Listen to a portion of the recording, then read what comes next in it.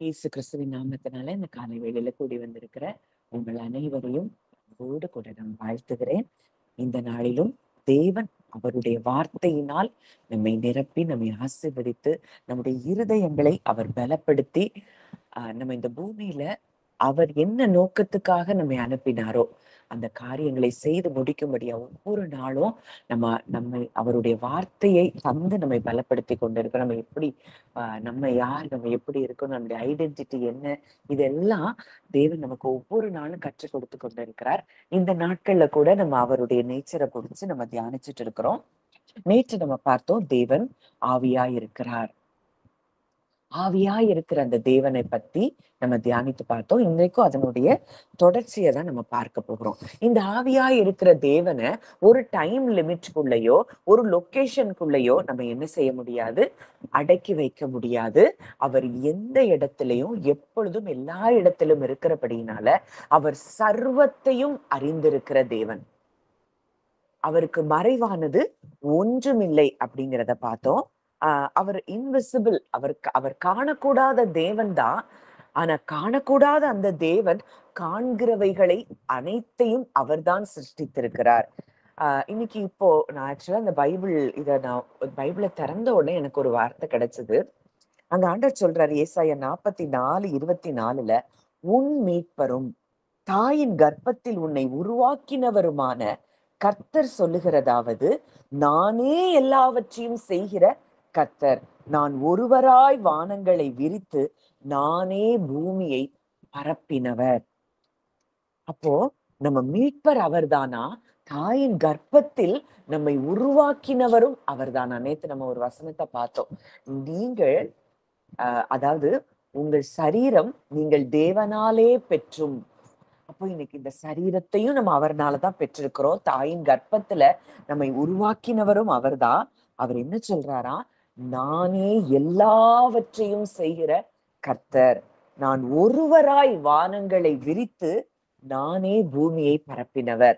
இந்த spirit God தான் இன்னைக்கு காண்கிற இந்த உலகம், காண்கிற பிசிக்கலா இருக்கிற நம்முடைய சரீரம் எல்லாவற்றையும் சிருஷ்டித்தவர் அவர்தான். அப்ப அவர் ஆவியா இருக்கிறபடியினால, ஆவியா இருக்கிற அந்த தேவனை இன்றைக்கு நம்ம எப்படி தொழுது கொள்ளணுமா? ஆவியோடும் உண்மையோடும் தொழுது கொள்ளணும். இருதயத்துல இருந்து அவரை தொழுது கொள்ளணும்.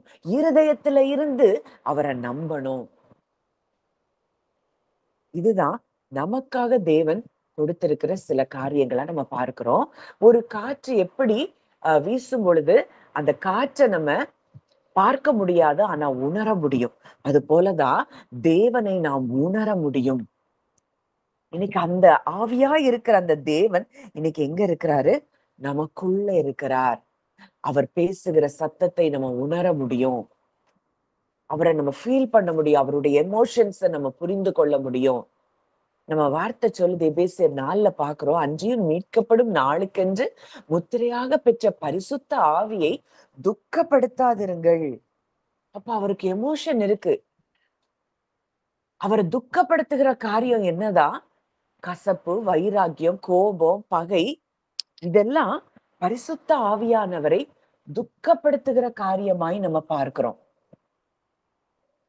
அப்போ இந்த ஆவியில நம்ம அவரோடு கூட உறவுல இருக்கும் பொழுது அவருடைய எமோஷன்ஸ் என்ன, அவருடைய நேச்சர் என்ன, இது எல்லாவற்றையும் நம்ம அறிந்து கொள்ள முடியும்.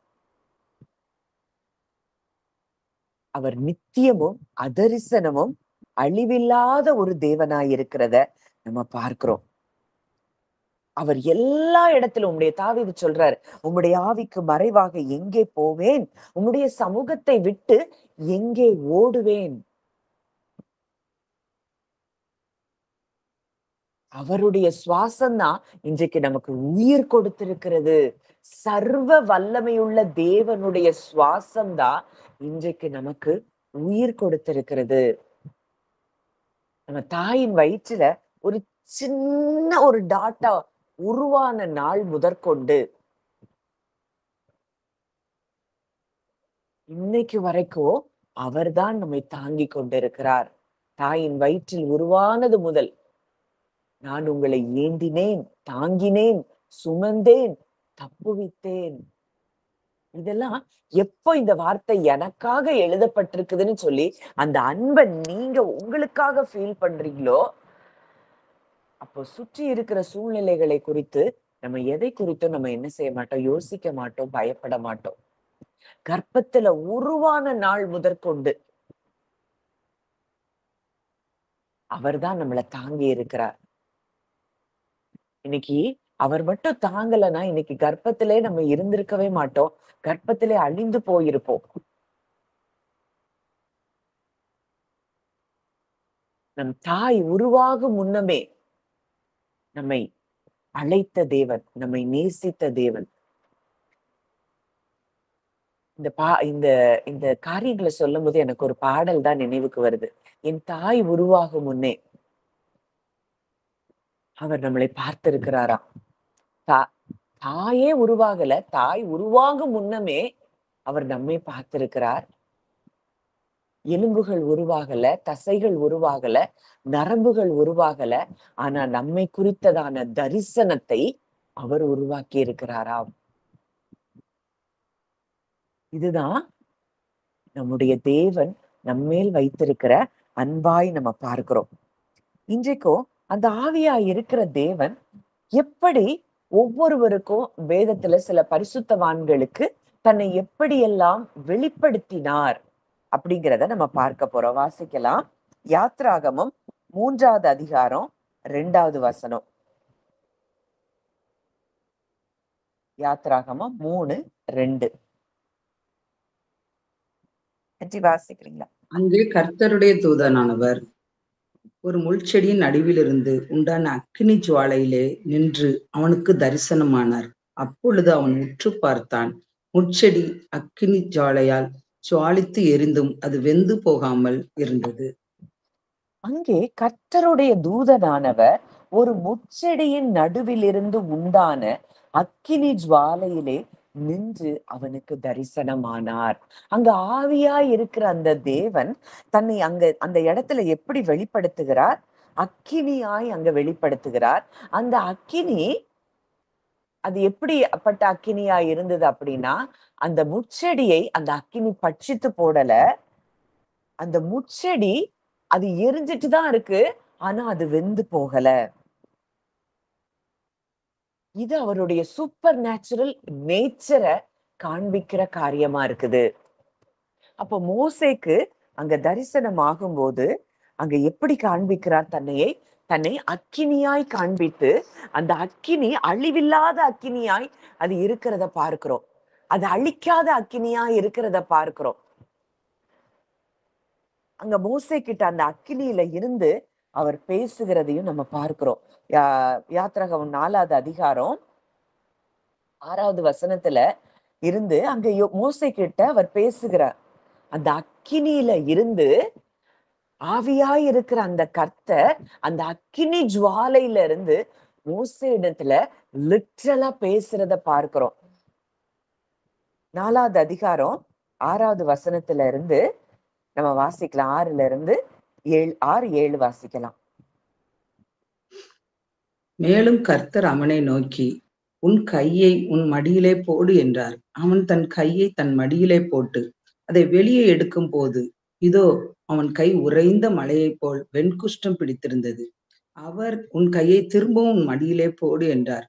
அவன் தன் கையை திரும்ப தன் மடியிலே போட்டு தன் மடியிலிருந்து அதை வெளியே எடுத்த போது அது திரும்ப அவனுடைய மற்ற சதையை போல் ஆயிற்று. அங்க ஆண்டவர் சொல்றாரு, அந்த இயற்கைக்கு அப்பாற்பட்ட முறையில அங்க தீ எரிஞ்சுட்டே இருக்கு. நம்ம பாப்போம், ஒரு சின்னதா ஒரு தீ எரிஞ்சா கூட உடனே அந்த நம்ம ஏதோ ஒரு துணி பட்டாலோ என்ன பட்டாலோ அது ஒரு செகண்ட்ல அது கருகி போயிரும். ஆனா அந்த அக்கினி அந்த முட்செடிக்கு நடுவுல அந்த அக்கினி பற்றி எரிந்து கொண்டே இருக்கு. ஆனா அது ஃப்ரெஷ்ஷா இருக்கு. இதுவே அவருடைய சூப்பர் நேச்சுரல் நேச்சர். அந்த அக்கினி ஜுவாலையில இருந்து அவர் பேசுறாரு, மோசேட்ட சொல்றாரு, உன் கைய உன் மடியில போடு அப்படிங்கிறாரு. கைய மடியில போட்டு வெளியில எடுத்த போது அவன் கை உறைந்த மழையை போல வெண்குஷ்டம் பிடித்திருந்தது.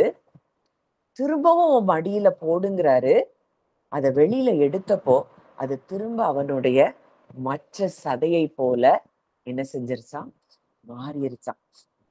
எவ்வளவு ஒரு சூப்பர் நேச்சுரல் தேவனை, ஆவியா இருக்கிற தேவன், எல்லாவற்றையும் அறிந்திருக்கிற தேவன், நம் நினைவுகள் எல்லாவற்றையும் அறிந்திருக்கிற தேவன், இன்றைக்கு இந்த தேவன் நம்ம கூட இருக்கிறார்.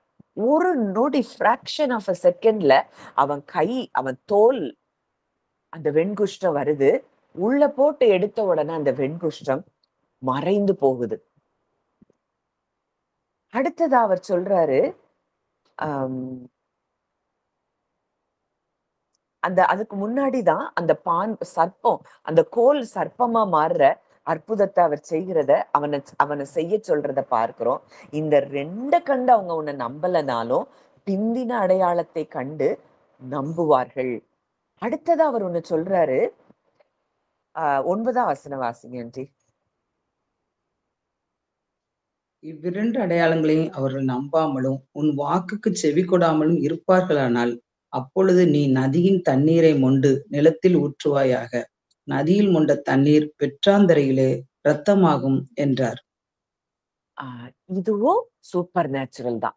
இங்க நம்ம பார்த்த அத்தனையுமே ஆவியா இருக்கிற அந்த தேவன் தன்னை வெளிப்படுத்தின விதமே இயற்கைக்கு அப்பாற்பட்ட விதம். இந்த இயற்கைக்கு அப்பாற்பட்ட தேவனை நாம ஆராதிக்கிறோம் அப்படின்னா, நம்ம உண்மையா அவரை தேடுறோம்னா, நம்ம வாழ்க்கையிலும் இயற்கைக்கு அப்பாற்பட்ட காரியங்கள் நிச்சயமாய் அவர் செய்து நமக்கு என்ன செய்யணுமோ அதை செய்து முடிக்க அவர் வல்லவராய் இருக்கிறார்.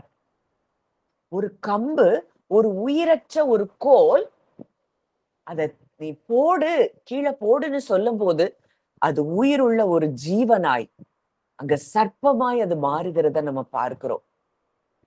எங்கேயாவது சாத்தியமானா சாத்தியமே கிடையாது. அடுத்ததா ஒரு நொடி பொழுதுல அந்த சரீரத்துல ஒரு பலவீனம் வருது. ஒரு நொடி பொழுதுல அந்த தோல்ல இருக்கிற அந்த பலவீனம் மாறுது. அடுத்ததா இதுல பார்க்கிறோம், நிலத்தின் தண்ணீரை அதாவது நதியின் தண்ணீரை நிலத்துல ஊற்றும் போது அது வெட்டாந்தரைக்கு வரும்போது அந்த தண்ணீர் எப்படி மாறிடுது, ரத்தமா மாறிடுது. தண்ணீராதான் இருக்கு, ஆனா நிலத்துல ஊற்றும் போது அது எப்படி மாறுது, ரத்தமாய் மாறுகிறது. இந்த ரத்தத்துக்கு இருக்கிற காம்பினேஷன், தண்ணீருக்கு இருக்கிற காம்பினேஷன், இது எல்லாம் டோட்டலா வேற. அவர் எதையாவது செய்யணும் அப்படின்னு நினைச்சாருன்னா அதை எப்படியும் செய்து முடிப்பார். நம்ம இந்த நியாயாதிபதிகள் புஸ்தகத்துல எல்லாம் வாசிக்கிற யுத்தத்தை எல்லாம் அவர் செய்யும் போது எல்லாமே சூப்பர் நேச்சுரலா நடக்குது. அவங்க காதுகள்ல இயற்கைக்கு அப்பாற்பட்ட குதிரைகள் சத்தம் இதெல்லாம் கேட்க பண்ணி அவங்கள பயந்து ஓட செய்கிறதெல்லாம் பார்க்கிறோம். இன்னைக்கு நம்ம எந்த சூழ்நிலையை குறிச்சு நம்ம பயந்துட்டு இருக்கிறோம்? இப்படிப்பட்ட ஒரு தேவன் தான் நம்முடைய தேவன். நமக்காக எதையும் செய்வார், எப்படியும் செய்வார். யாருடைய இருதயத்திலும் அவர் கிரியை செய்ய வல்லமை உள்ளவர். இந்த தேவனை நம்ம முழுமையுமாய் நம்பணும், முழுமையுமாய் அவரை நேசிச்சோம்னா நம் வாழ்க்கையில குறைவுகள், பயங்கள் இது எதற்கும் இடம் கிடையாது. அடுத்ததா தேவன் தன்னை எப்படி வெளிப்படுத்துகிறார் அப்படின்னு பார்க்கும்போது, யாத்ராகமம் 13வது அதிகாரம் 21ஆம் வசனம். யாத்ராகமம் 11:21.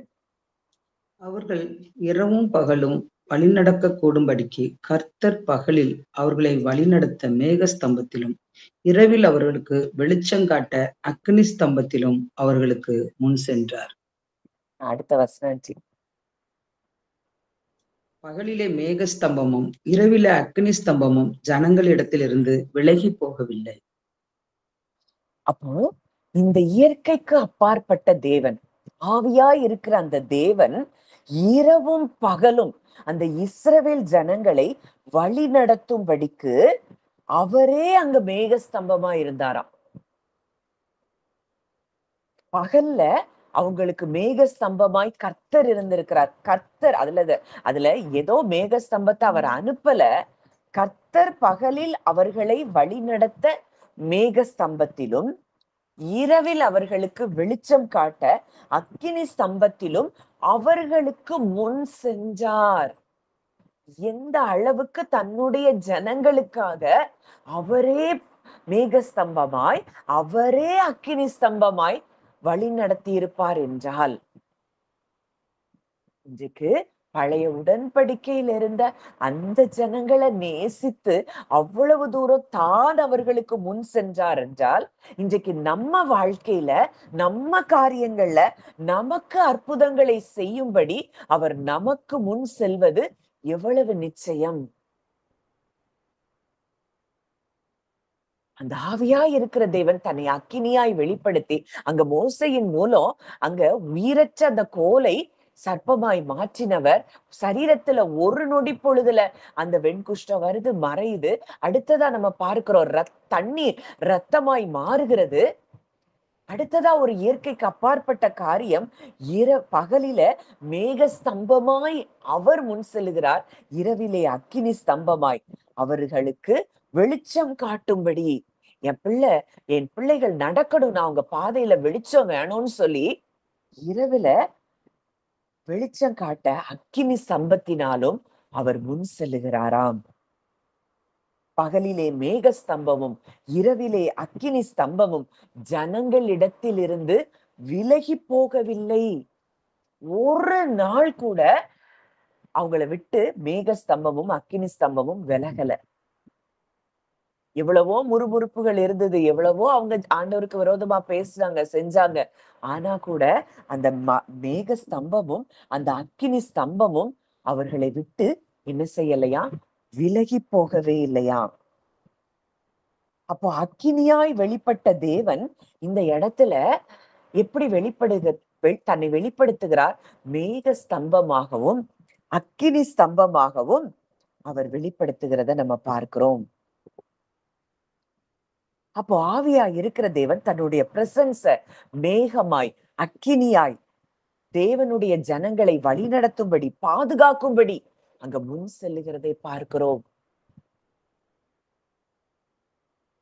பகலிலே மேக ஸ்தம்பமாய், இரவிலே அக்கினி ஸ்தம்பமாய், முன் செல்லும் தூதனாய் வழி நடத்தும் மேய்ப்பனாய், முன் செல்லும் தூதனாய் வழி நடத்தும் மேய்ப்பனாய் அப்படின்னு சொல்லி நம்ம படிக்கிறோம்.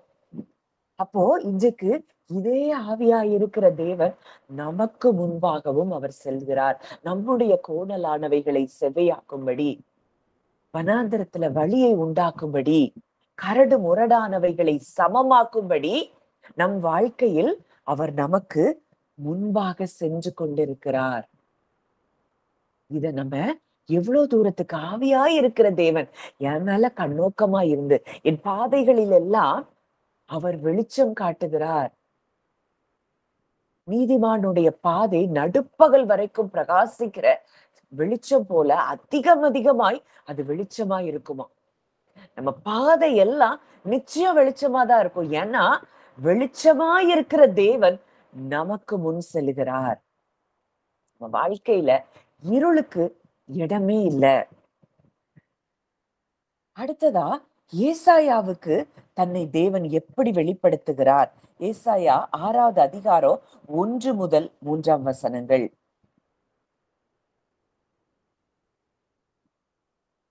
ஏசாயா 6:1-3 வசனங்கள். உசியா ராஜா மரணமடைந்த வருஷத்தில் ஆண்டவர் உயரமும் உன்னதமான சிங்காசனத்தின் மேல் வீற்றிருக்க கண்டேன். அவருடைய வஸ்திர தொங்கலால் தேவாலயம் நிறைந்திருந்தது. சேராமீன்கள் அவருக்கு மேலாக நின்றார்கள். அவர்கள் ஒவ்வொருவருக்கும் அவ்வாறு செட்டைகள் இருந்தன.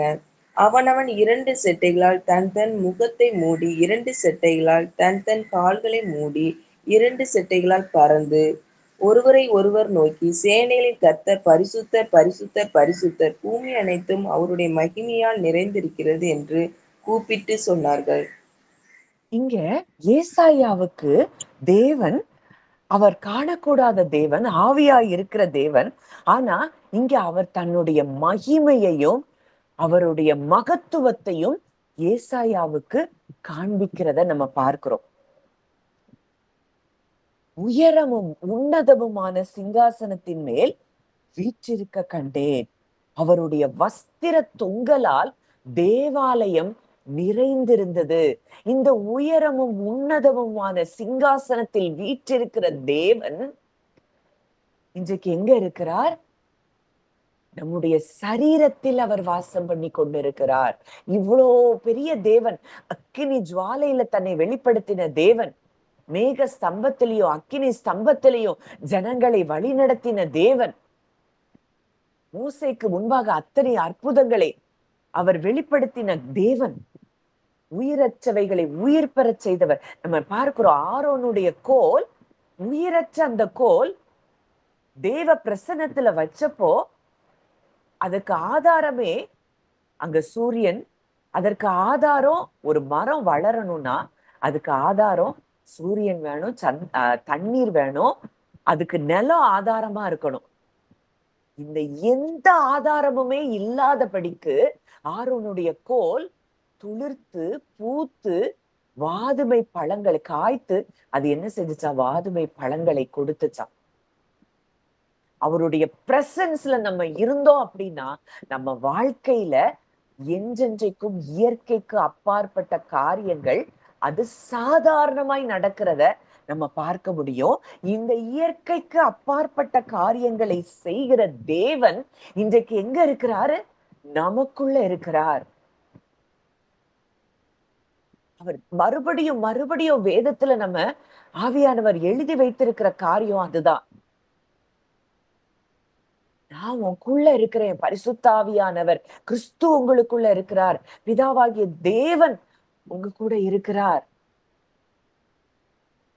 இத்தனை அந்த தேவன், இப்படிப்பட்ட இயற்கைக்கு அப்பாற்பட்ட தேவன் நம்ம கூட இருக்கிறார்ங்கிறத எவ்வளவு தூரம் நீங்க ஃபீல் பண்றீங்களோ, இன்றைக்கு இந்த காலை வேளையில இதை கேட்டுக்கொண்டு இருக்கிற உங்க ஒவ்வொருவருடைய இருதயத்துல இருக்கிற பயங்கள், கலக்கங்கள், சோர்வுகள் எல்லாம் ஆவியா இருக்கிற அந்த தேவனால் அது வெளியேற்றப்படுகிறத நான் பார்க்கிறேன். அங்க 3வது வசனத்துல பார்க்கிறோம், ஒருவரையொருவர் நோக்கி சேனைகளின் கர்த்தர் பரிசுத்தர், பரிசுத்தர், பரிசுத்தர், பூமி அனைத்தும் அவருடைய மகிமையால் நிறைந்திருக்கிறது என்று கூப்பிட்டு சொன்னார்கள். அடுத்ததா பார்க்கிறோம், கூப்பிடுகிறவர்களின் சத்தத்தால் வாசல்களின் நிலைகள் அசைந்து ஆலயம் புகையினால் நிறைந்தது. இந்த சேனைகளின் கர்த்தர் இன்றைக்கு நம்ம கூட இருக்கிறார். அந்த ஆலயம் புகையினால நிரம்பி இருக்குன்னா இன்றைக்கு சரீரமாக இந்த ஆலயம் முழுவதும் அவருடைய மகிமையினால், அவருடைய அந்த புகையினால், அவருடைய வஸ்திர தொங்கலால் இன்றைக்கு நம்முடைய சரீரமும் நிரம்பி இருக்கிறது. இன்னைக்கு ஆவியில இவ்வளவு பெரிய கிருபைய அந்த தேவன் மூலம் நாம் பெற்றிருக்கிறோம். ஆவியா இருக்கிற அந்த கர்த்தரால் தானே நாம் மகிமை அடைந்து அவருடைய சாயலாக மகிமையின் மேல் மகிமை அடைந்து மறுரூபப்படுகிறோம். இந்த ஆவியா இருக்கிற இந்த தேவன் இன்றைக்கு சரீர பிரகாரமா இருக்கிற நம்ம கூட நமக்குள்ள அவர் என்ன செய்கிறார்? வாசம் பண்ணி கொண்டிருக்கிறார். இன்னைக்கு உங்க சூழ்நிலைகள்ல இத நம்ம ஒரு ஆங்கிள் இந்த காரியம் இப்படியெல்லாம் நடக்கணும், இப்படியெல்லாம் நடக்கணும்னு பல பிளான்ஸ் போட்டு ஆண்டவருக்கு கூட நம்முடைய திட்டங்களை சொல்லுவோம். ஆண்டவரே இது இப்படி இருந்தா நல்லா இருக்கும், இது அப்படி இருந்தா நல்லா இருக்கும்னு. ஆனா அவர் ஞானம் நிறைந்தவர். நம்முடைய வாழ்க்கையில எப்படி எதை செய்யணும், எப்ப செய்யணும், அவர் எல்லாவற்றையும் அவர் பிளான் பண்ணி வச்சிருக்கிறாரு. ஒரு உயிரற்ற அந்த கோல், ஒரு மரக்கிளையே அது ஆண்டவருடைய பிரசன்னத்துல இருக்கும்போது அது துளிர்விட்டு பூ பூத்து காய்த்து பழங்களை கொடுக்குமானால், இன்றைக்கு உங்க வாழ்க்கையில அவர் எதையும் செய்ய அவர் வல்லமை உள்ளவர். இதுக்கு நம்ம செய்ய வேண்டியது அவருடைய பிரசன்ஸ்ல நம்ம எப்பவும் இருக்கிறது தான் நம்ம செய்கிற காரியம். இந்த பூமிக்குரிய காரியங்களை நம்ம சிந்திக்கவே தேவையில்லை. மனுஷர்களுக்குரிய காரியங்கள், எந்த காரியம் உங்களுக்கு எதிராக இருந்தாலும் எல்லாவற்றையும் சாத்தியமாக்கக்கூடிய தேவன், அசாத்தியங்களை, அசாதாரணமான காரியங்களை சாதாரணமாய் செய்கிற வல்லமையுள்ள தேவன் இன்றைக்கு அந்த ஏசாயாவுக்கு தன்னுடைய மகிமையை அவர் வெளிப்படுத்துகிறார். அடுத்ததா எசேக்கியேலுக்கு அவர் தன்னை எப்படி வெளிப்படுத்துகிறார்? எசேக்கியேல் 1வது அதிகாரம் 28வது வசனம்.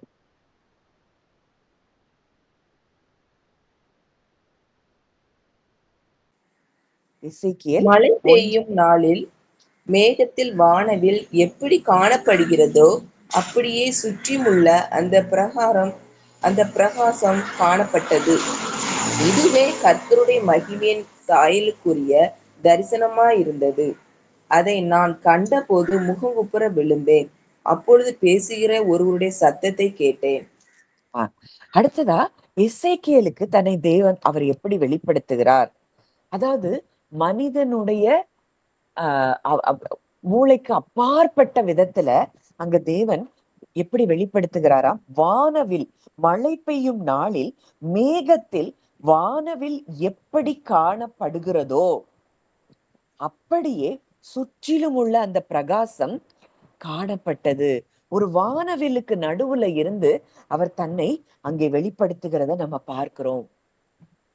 இந்த வானவில் அப்படின்னாலே நமக்கு ஒண்ணு ஞாபகம் வரணும், அவர் உடன்படிக்கை, அவர் உடன்படிக்கையின் தேவன். நோவாவுக்கு ஒரு உடன்படிக்கை செய்யறாரு, இனி நான் இந்த பூமிய என்ன செய்ய போறதில்ல, அழிக்க போகிறதில்லை அப்படின்னு சொல்லி வானத்துல அடையாளமா வானவில்லை வைக்கிறார். இந்த வானவில் எப்படி, அந்த வானவில் தான் அந்த வானவில் போன்ற பிரகாசம் தான் அவரை சுற்றி அங்க காணப்படுகிறத பார்க்கிறோம். காரணம் என்னன்னா அவர் உடன்படிக்கையின் தேவன். இந்த உடன்படிக்கையின் தேவன் இன்றைக்கு நம்ம ஒவ்வொருவரோடு கூட ஒரு புது உடன்படிக்கை செய்திருக்கிறார். நான் உங்கள் அக்கிரமங்களையும் உங்கள் பாவங்களையும் இனி நினைக்க மாட்டேன், உங்களுக்கு புதிய இருதயத்தையும் புதிய ஆவியையும் கொடுக்கிறேன். அப்போ அவர் நமக்கு புதிய இருதயத்தை புதிய ஆவியை கொடுத்திருக்கிறார். நம்முடைய எந்த செயல்களையும் அவர் நினைக்க மாட்டேன், அவர் மறந்துட்டாரு, அவருக்கு அது நினைவுல இல்ல. இதுதான் அவர் நம்ம கூட பண்ணுகிற புது உடன்படிக்கை. எபிரேயர் 8ல நீங்க வாசிச்சு பாத்தீங்கன்னா அது தெரியும்.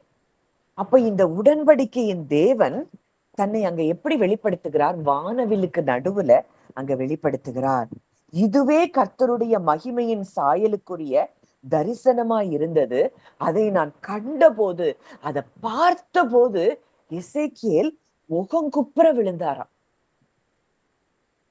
அந்த நேரத்துல அவனுடனே பேசுகிற ஒருவருடைய சத்தத்தை அவன் காதுகள் கேட்கிறது. இன்றைக்கு இவ்வளவு குளோரி, இவ்வளவு இந்த மெஜஸ்டி, இப்படிப்பட்ட ஒரு மகிமை நிறைந்த தேவன், இயற்கைக்கு அப்பாற்பட்ட காரியங்கள், அவரை டைம், ஸ்பேஸ், லொகேஷன் எதுவும் அவரை என்ன செய்ய முடியாது, அடக்க முடியாது. இந்த தேவனை தான் நாம் ஆராதிக்கிறோம். ஆபிரகாமுக்கு 100 வயசு ஆனா என்ன, அவருக்கு எதையும் செய்ய முடியும், எப்படியும் செய்ய முடியும். ஸ்திரீகளுக்குள்ள வழிபாடு நின்னு போனால் என்ன, அவளுடைய கர்ப்பத்தை பலப்படுத்துகிற வல்லமை அவருக்கு இருக்கிறது. நம்ம நினைக்கிறோம், நம்ம மூளை இந்த லாஜிக்கல் திங்கிங்லயே இருக்கிறதுனாலதான் இயற்கைக்கு அப்பாற்பட்ட காரியங்களை நம்ம வாழ்க்கையில இன்னும் சுதந்திரிக்க முடியாமல் இருக்கிறோம். நம் தேவன் யார்? அவர் சொல்றாரு, நான் ஒருவராய் வானங்களை விரித்து பூமியை நிரப்புகிறவர். மீட்பர், நம்முடைய மீட்பர் அவர்தான். தாயின் கர்ப்பத்தில் நம்மை உருவாக்கினவர் அவர்தான். நம்ம ஏதோ பூமியில அம்மா வயிற்றுல உருவானோம், பிறந்தோம். இல்ல, நம்ம ஒரு நோக்கத்தோடு ஒவ்வொரு ஸ்டேஜ்லயும் நம்முடைய சரீரத்துல என்னென்ன வளரணும், என்னென்ன உருவாகணும், எல்லாவற்றையும் அவர் திட்டம் பண்ணி இருக்கிறார். அப்போ அந்த அளவுக்கு அவர் திட்டம் பண்ணி நம்முடைய சரீரத்துல நம்ம இவ்வளோ அவருக்கு நமக்கு ஹீலிங்க கொடுத்திருக்கிற, இவ்வளவு தூரம் நம்ம சரீரத்தை உருவாக்கி இருக்கிறார்னா, நம்ம சரீரத்துல சுகத்தை கொடுப்பது எவ்வளவு லேசான காரியம். இத சிருஷ்டித்திருக்கிற முடியுது. நம்ம இன்னைக்கு ஒரு ஆக்சுவலா நேத்து ஒரு காரியத்தை நான் பார்த்தேன் முந்தா நாள். ஒரு நடிகர் அவன் சொல்றான், நம்ம இருதயம் இத்தனை வருஷமா துடிச்சிட்டு இருக்கு. ஒரு மிஷின் கூட ஒரு 10 வருஷம் 15 வருஷம் ஓடுனா மனிதன் கண்டுபிடித்த ஒரு மிஷின் அது வேலை செய்யாம அதுக்கு 1008 ஃபால்ட் வருது. ஆனா இன்னைக்கு நம்ம ஒவ்வொருத்தரும் நம்ம வயதை கணக்கிட்டு கொள்ளலாம். இத்தனை வருஷம் இந்த மிஷின் ஃபால்ட் ஆகாம துடித்து கொண்டே இருக்குது. நம்ம நுரையீரல் சுவாசித்து கொண்டே இருக்கு. அத்தனை சரீரத்தின் உறுப்புகளும் அது வேலை செஞ்சுட்டே இருக்கு. இதையெல்லாம் தானா உண்டாச்சுன்னா எப்படி? கடவுள்னு ஒருத்தர் இருக்கிறாருங்கிறத அந்த புறஜாதி ஒரு நடிகன் அத சொல்றத நான் பார்த்தேன். அவங்களுக்கு கூட புரியுது, இப்படிப்பட்ட ஒரு தேவன் இருக்கிறார். இன்றைக்கு நம்ம ஆராதிக்கிற தேவன் யார்? இயற்கைக்கு அப்பாற்பட்ட செயல்களை செய்கிற தேவன். இன்னைக்கு உங்க சூழ்நிலையில எதை குறிச்சு நீங்க யோசிச்சுட்டு இருக்கிறீங்க? எதை குறிச்சு பயந்துட்டு இருக்கிறீங்க? யாருடைய இருதயத்துல மாறாம இருக்குதே, இது எப்படி மாறும்னு நீங்க நினைக்கிறீங்களா? ஆண்டவர் சொல்றாரு, எதையும் என்னால் செய்ய முடியும். ஒரு சவுலினுடைய இருதயத்தை ஒரே நொடி பொழுதுல அங்க மாற்றக்கூடிய வல்லமை நிறைந்த தேவனாய் அவரை நம்ம பார்க்கிறோம். அதே தேவன் தான் இன்றைக்கு நம்முடைய தேவன். இன்னைக்கு ஒண்ணே ஒண்ணு, அவருடைய வல்லமைய நம்ம ஆணித்தரமாய் நம்ம என்ன செய்யணும்? நம்பணும், விசுவாசிக்கணும். நீங்க இருக்கிறீங்க. நம்ம பார்த்தோம் இந்த மாதத்துல நமக்கு கொடுக்கப்பட்ட வாக்குத்தத்தமே ரட்சிப்பு கர்த்தருடையது. இத நம்ம எப்ப உணர்கிறோமோ, எப்படியும் என் தேவனால் ரட்சிக்க முடியும், எப்படியும் என் தேவனால் எனக்கு தேவையான அற்புதத்தை செய்ய முடியும், எப்படியும் என் தேவனால் எனக்கு கொடுக்கப்பட்ட வாக்குத்தத்தங்களை நிறைவேற்ற முடியும் அப்படிங்கிறத அவரை வைத்து நம்ம அவரை நம்பும் போது, யோனா அந்த மீன் வயிற்றுக்குள்ளதான் இருக்கிறான், என்ன நடக்கும்னு தெரியாது, சுற்றிலும் இருள், பாதாளத்தின் வயிற்றுல இருந்து நான் கூக்குரல் இடுகிறேன்னு அவன் சொல்றான். ஆனா ஒண்ணு அவன் புரிந்து கொள்ளுறான், ரட்சிப்பு கர்த்தருடையதுன்னு புரிந்து கொண்ட மாத்திரத்துல அங்க கர்த்தர் மீனுக்கு கட்டளையிடுகிறார். யோனாவை அந்த மீன் கரையிலே கக்கி விட்டதை நம்ம பார்க்கிறோம். இன்றைக்கு தேவன் நம்ம கூட இடைப்படுகிற அந்த காரியம், அவர் ரட்சிப்பை கொடுக்கிறவர். நமக்கு எப்படி ரட்சிப்பு, நமக்கு என்ன அற்புதம் செய்யணும், நமக்கு என்ன வாக்குத்தத்தம் அவர் கொடுத்திருக்கிறார், அது எப்படி நிறைவேற்றணும், இந்த வேலையெல்லாம் செய்யறது அவர். நம்ம என்ன செய்யணும்? அவர் எதையும் செய்து முடிக்கிற வல்லமை உள்ளவர்ங்கிறதுல நம்ம இளைப்பாறுதல்ல இருப்பதுதான் நம்முடைய வேலை.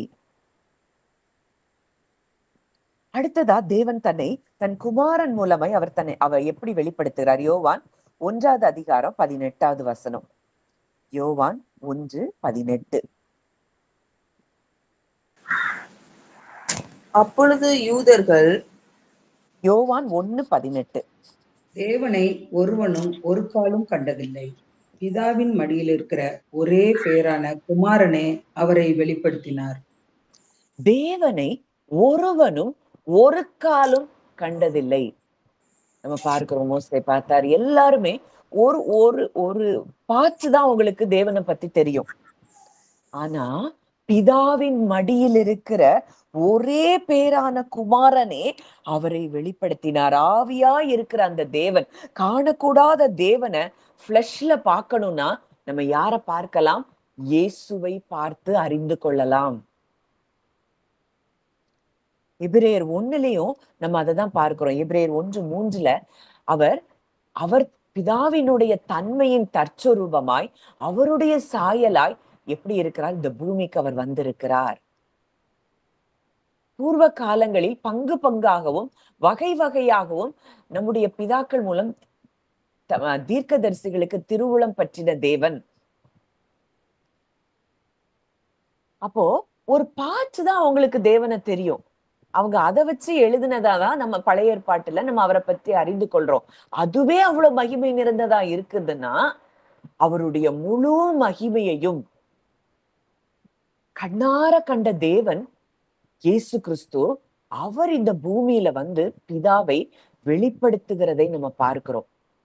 அவர் எப்படி வெளிப்படுத்துகிறார் அங்க நம்ம பார்க்கிறோம். மறுரூப மலையில அவர் பேதுரு, யாக்கோபு, யோவானுக்கு முன்பாக தன்னை வெளிப்படுத்தும் பொழுது அந்த வஸ்திரம் உறைந்த மழையை போல வெண்மையா இருந்துதான். அவருடைய முகம் பிரகாச சூரியனை போல இருந்துதான். அவ்வளவு பிரைட்னஸ். இதெல்லாம் பிதாவினுடைய மகிமையை குமாரன் அங்க வெளிப்படுத்துகிறத நம்ம பார்க்கிறோம். இந்த கிறிஸ்து எங்க இருக்கிறார்? நம்ம கூட இருக்கிறார். அவருக்குள்ள நம்ம இருக்கிறோம்.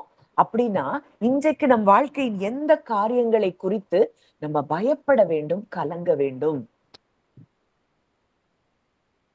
ஆவியா இருக்கிற அந்த கர்த்தரை கிறிஸ்துவின் மூலமாய் நம்ம அறிந்திருக்கிறோம்.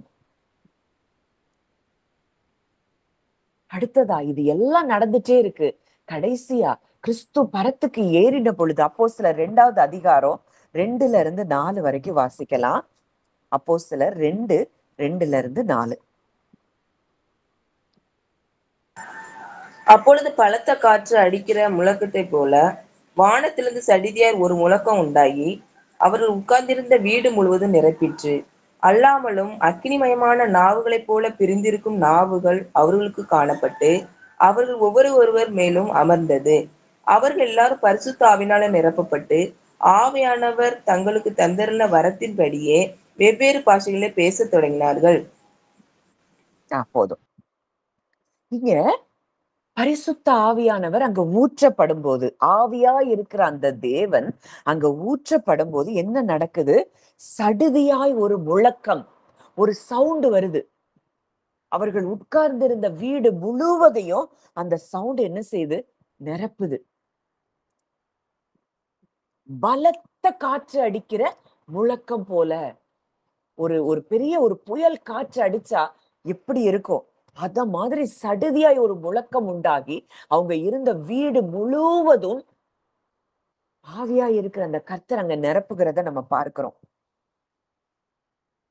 அடுத்ததா அக்கினி மயமான நாவுகள் போல பிரிந்திருக்கும் நாவுகள் அங்க அவங்க மேல வந்து அமர்கிறத நம்ம பார்க்கிறோம். அப்போ காற்றாய் அவர் வருகிறார். அங்க ஒரு முழக்கமாய் அவர் வருகிறார். அங்க அக்கினியாய் அவர் வருகிறார்.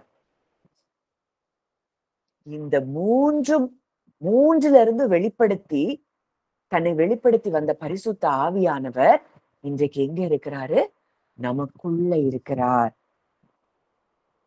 அவர்கள் எல்லாரும் பரிசுத்த ஆவியினால் நிரப்பப்பட்டு ஆவியானவர் தங்களுக்கு தந்தருளின வரத்தின்படியே வெவ்வேறு பாஷைகளில் பேசத் தொடங்கினார்கள். அப்போ பயங்கரமா அங்க சத்தம், அங்க காற்று, அங்க அக்கினி எல்லாம் அந்த இடத்துல நிரம்பிட்டு இருக்கு. இந்த சத்தம், காற்று, நெருப்பு ஒவ்வொரு ஜனங்களுக்குள்ளயும் அது நிரப்பப்படுகிறத நம்ம பார்க்கிறோம்.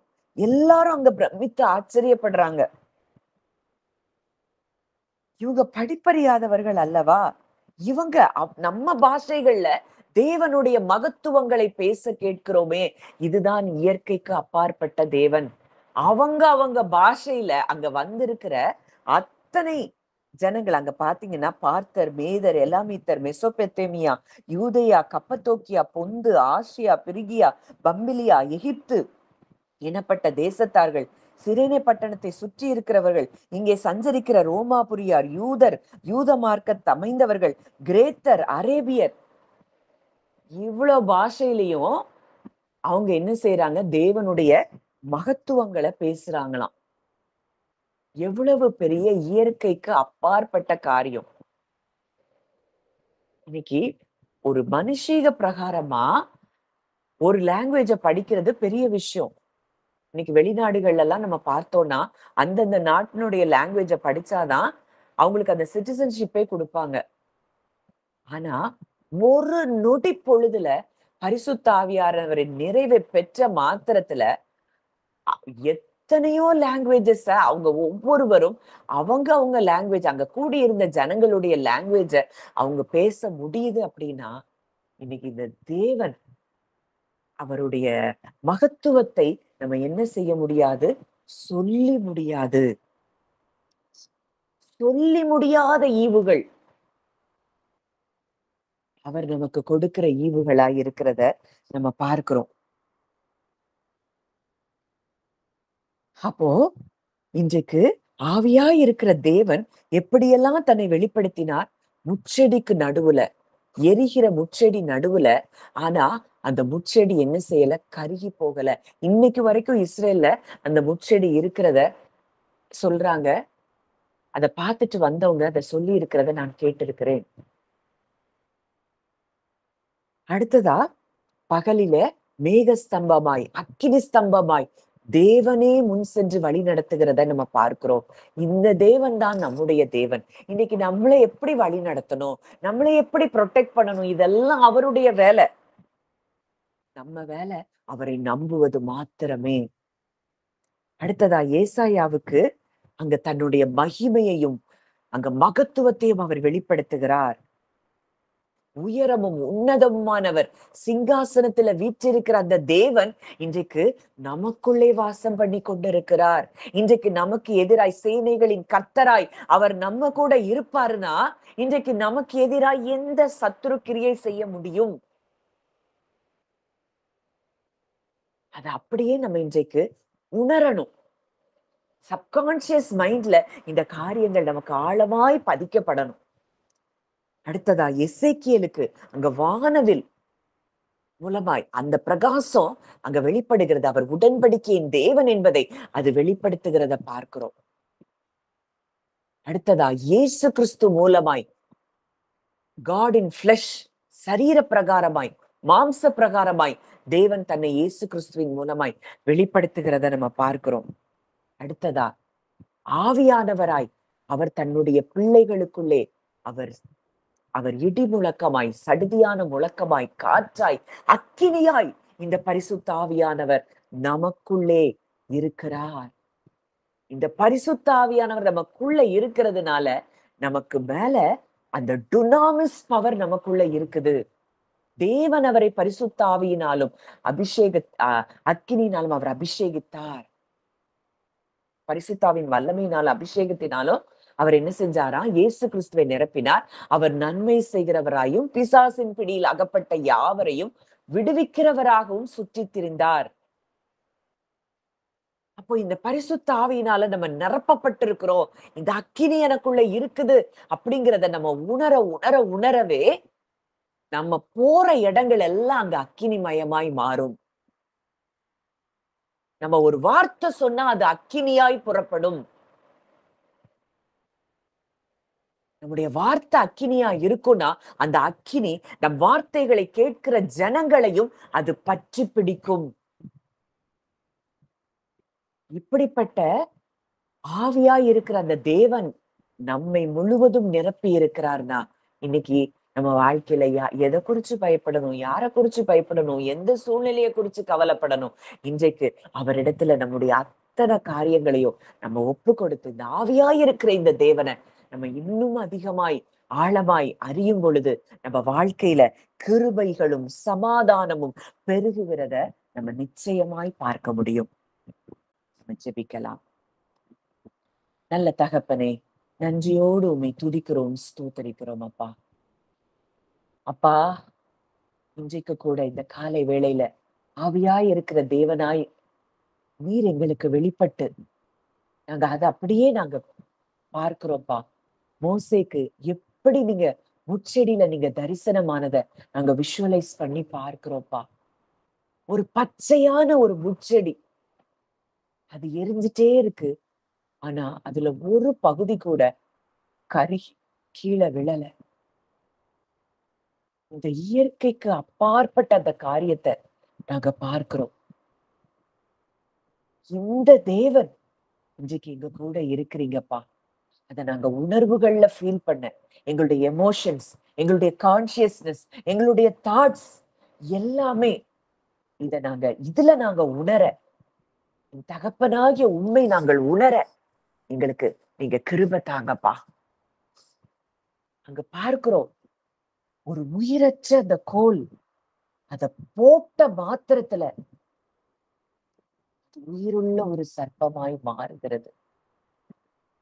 ஒரு ஒரு உயிருள்ள ஒரு பொருள் இந்த பூமியில பிறக்கணும்னா அது தாயின் வயிற்றுல உருவாகணும்.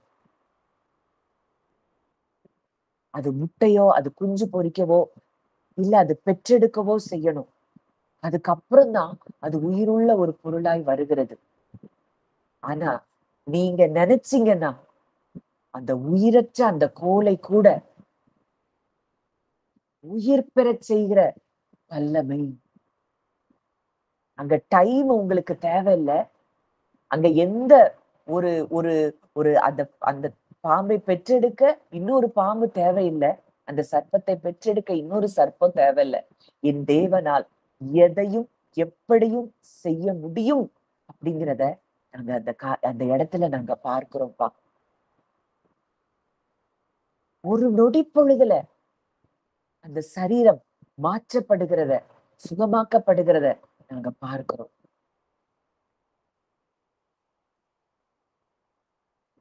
இன்னைக்கு அப்படிப்பட்ட ஒரு சுகம் அது கிடைக்க ஒருவேளை டாக்டர் ட்ரீட்மெண்ட் போனோம்னா எவ்வளவோ நாள் கணக்காகும்.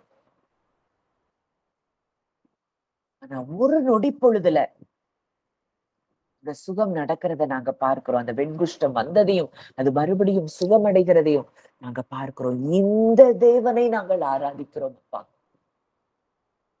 இந்த தண்ணீர் அது நிலத்துல ஊற்றும் போது நதியின் தண்ணீர் ரத்தமாய் மாறுகிறது. எங்கேயுமே காணக்கூடாத ஒரு அதிசயத்தை செய்கிற தேவன் தான். சொன்ன வார்த்தை, என்னால செய்யக்கூடாதுன்னு அதிசயமான காரியம்னு ஏதாவது இருக்குதா? அப்படிப்பட்ட தேவனை நாங்கள் ஆராதித்துக் கொண்டிருக்கிறோம். நீர் எவ்வளவு நல்லவர், நீர் எவ்வளவு வல்லமை உள்ளவர் அப்பா. நாங்கள் உம்மை துதிக்கிறோம் அப்பா. எங்களுக்கு முன்பதாக நீங்க மேக ஸ்தம்பமாய், அக்கினி ஸ்தம்பமாய் நீர் முன் செல்லுகிறீர் அப்பா. கர்த்தர் உங்கள் முன்னே போவார். இஸ்ரவேலின் தேவன் உங்கள் பிறகே உங்களை காக்கிறவராய் இருப்பார்.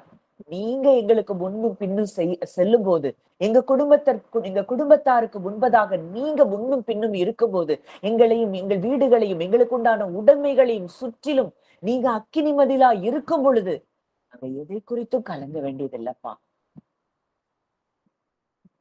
ஆவியானவரே, உண்மை நாங்கள் துதிக்கிறோம், ஸ்தோத்திரிக்கிறோம் அப்பா.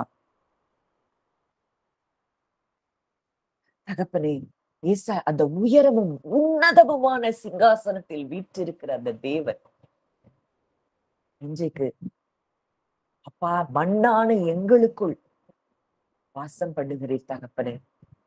இந்த மண் பாண்டங்கள்ல இந்த பொக்கிஷத்தை நாங்க பெற்றிருக்கிறோம். இவ்வளவு மகத்துவம் நிறைந்த தேவன் எங்களுக்குள்ள நீங்க வாசம் பண்றீங்கன்னா நாங்க எதை பற்றியும் நாங்க சிந்திக்க வேண்டியதில்லையே. நீங்க அப்பா எங்களுக்காக அனைத்தையும் செய்து முடிக்கும் ஆற்றல் நிறைந்தவர். உங்ககிட்ட இன்றைக்கு எங்களுடைய வாழ்க்கையின் அத்தனை காரியங்களையும் நாங்கள் ஒப்பு கொடுக்கிறோம் அப்பா.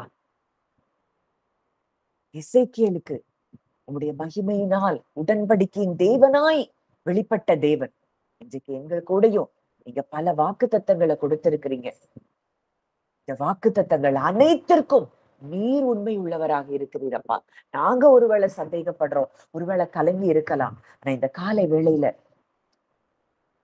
அந்த வானவில்லுக்கு மத்தியில பிரகாசமாய் இருக்கிற நீர் எங்களோடு கூட இடைப்படுவது, நான் வார்த்தைக்கு உண்மை உள்ளவர், உடன்படிக்கைக்கு உண்மை உள்ளவர். இந்த தேவனை நாம் ஆராதிக்கிறபடியினால இன்றைக்கு உங்க வாக்கு தத்தங்கள் நிறைவேறலையா, தாமதமாகுதா, அதை குறிச்சு இன்றைக்கு கவலையே வேண்டாம். அந்த கவலை எல்லாவற்றையும் இந்த வானவில்லில் இருந்து பிரகாசிக்கிற தேவனிடத்துல நீங்க ஒப்பு கொடுங்க. கர்த்தர் மகிமையாய் உங்க காரியங்களை அவர் செய்து முடிக்கிறதை நீங்கள் நிச்சயமாய் காண்பீர்கள்.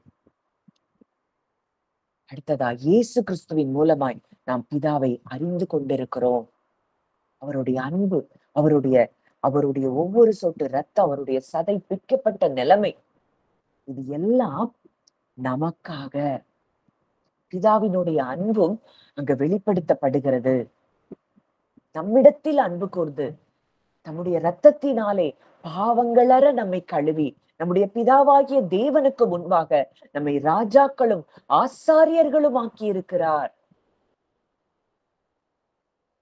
அவருடைய இரத்தத்தினால நம்மளை கழுவி இருக்கிறாரா, நம்மை ராஜாக்களாய் ஆசாரியர்களாய் மாற்றி இருக்கிறாரா. பரிசுத்த ஆவியானவர் இன்றைக்கு காற்றாய் அக்கினியாய் பலத்த சத்தமா இன்றைக்கு நமக்குள்ள அவர் இருக்கிறார். இன்னைக்கு நம்ம அக்கினியாய் இருக்கிறோம். நம்ம வாயிலிருந்து புறப்படுகிற ஒவ்வொரு வார்த்தையும் அது அக்கினியாய் இருக்கிறது. இன்றைக்கு நம்ம எதை சிந்திக்கிறோம், எதை பேசுறோம், அதுலதான் நம்முடைய அற்புதங்கள் அடங்கி இருக்கிறது. ஆவியாய் இருக்கிற அந்த கர்த்தரை நாம் உண்மையா இந்த நேரத்துல தொழுது கொள்ளுவோம்.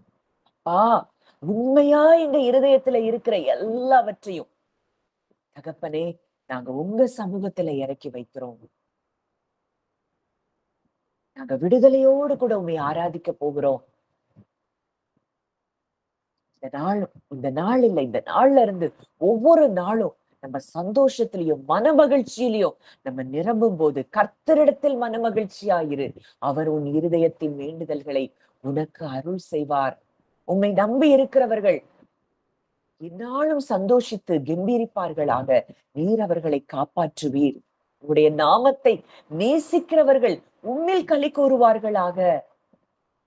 ஏன்னா அவர் எல்லாத்தையும் செய்வாருங்கிற நம்பிக்கை நமக்கு எப்ப வருதோ அப்ப நமக்கு சந்தோஷமும் களி கூறுதலும் கம்பீர சத்தமும் தான் நம்ம கிட்ட இருக்கும். நீதிமான்களின் கூடாரங்களில் ரட்சிப்பின் கம்பீர சத்தம்.